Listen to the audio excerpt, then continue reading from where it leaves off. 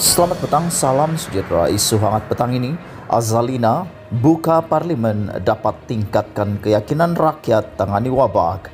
Berita sepenuhnya. Timbalan Speaker Dewan Rakyat Azalina Othman Said berkata, pembukaan semula parlimen akan membantu kerajaan dalam memerangi wabak COVID-19 dengan meningkatkan pemahaman rakyat mengenai dasar berkaitan wabak itu serta kepercayaan mereka terhadap kerajaan. Sebenarnya saya membuat cadangan untuk membuka kembali parlimen walaupun kadar jangkitannya masih tinggi. Ini kerana saya berpendapat pembukaan kembali parlimen dapat membantu kerajaan mengatasi masalah pandemik, bukan hanya melawan virus tetapi meningkatkan pemahaman rakyat, kata Azalina dalam webinar dalam talian yang disiarkan langsung di Facebook malam tadi. Webinar yang bertajuk Mengapa Parlimen Perlu Bersidang Semasa COVID-19 dianjurkan bersama oleh pengawas pilihan raya bersih dan sinar harian. Selain Azalina, ahli panel lain adalah ahli Parlimen Subong Wong Chen dan dimudahcarakan oleh penganalisis politik Wong Chin Huat. Azalina yang merupakan anggota Parlimen Pengerang mengatakan anggota Parlimen bertanggung jawab kepada penduduk di kawasan mereka dan mereka dapat membantu menjelaskan dasar kerajaan berkaitan wabak itu. Ada banyak berita palsu, misalnya yang berkaitan dengan vaksin. Apabila kita ingin bertanya, siapa yang kita jawab? Siapa yang boleh menjawab?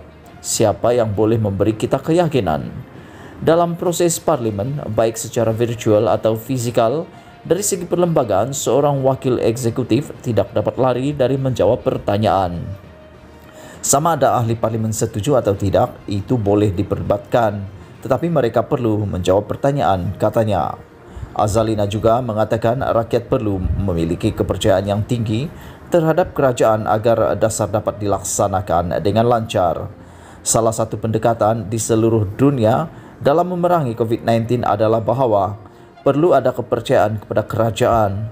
Sekiranya terdapat defisit kepercayaan, ini akan mengganggu pelaksanaan dasar kerajaan. Sebagai contoh, kerajaan mengatakan jangan pulang kampung untuk raya. Rakyat tetap pulang. Ada banyak hal yang rakyat harus memiliki pemahaman yang lebih mendalam, katanya. Mengulas hal sama, ahli Parlimen Subang Wong Chen mengatakan bahawa rakyat memiliki defisit kepercayaan pada kerajaan saat ini kerana menurutnya tidak menunjukkan prestasi baik dalam menangani wabak tersebut. Jelasnya, untuk mengembalikan kepercayaan rakyat terhadap kerajaan, tidak ada pilihan lain selain membuka kembali parlimen agar anggota parlimen dapat mengajukan pertanyaan kepada kerajaan. Sekiranya kerajaan berfungsi dengan baik, walaupun ada darurat, banyak orang dapat menerimanya. Tetapi dengan kadar jangkitan yang tinggi setiap hari, rakyat tidak dapat menerimanya. Mereka harus membuka parlimen. Mereka tidak punya pilihan agar kita sebagai anggota parlimen dapat mengajukan pertanyaan untuk meyakinkan rakyat dan mendapatkan kembali kepercayaan daripada mereka, katanya.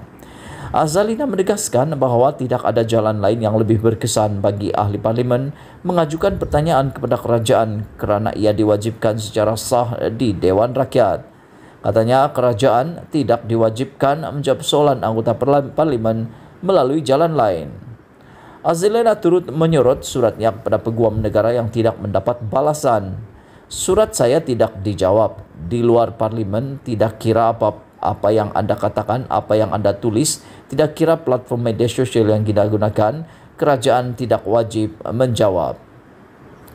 Jika kita tanya di parlimen, mereka diberi mandat untuk menjawab kerana dalam perlembagaan ia menjamin, ia memaksa, ia menentukan bahawa mereka perlu menjawabnya.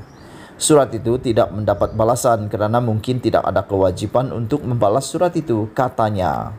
Parlimen bersidang kali terakhir semasa sesi November-Desember 2020. Sidang parlimen sejak 11 Januari tahun digantung susulan pengisytiharan darurat yang dijangka akan berakhir pada 1 Ogos. Sekian isu hangat petang ini. Jangan lupa tekan butang subscribe dan kita jumpa lagi. Bye-bye.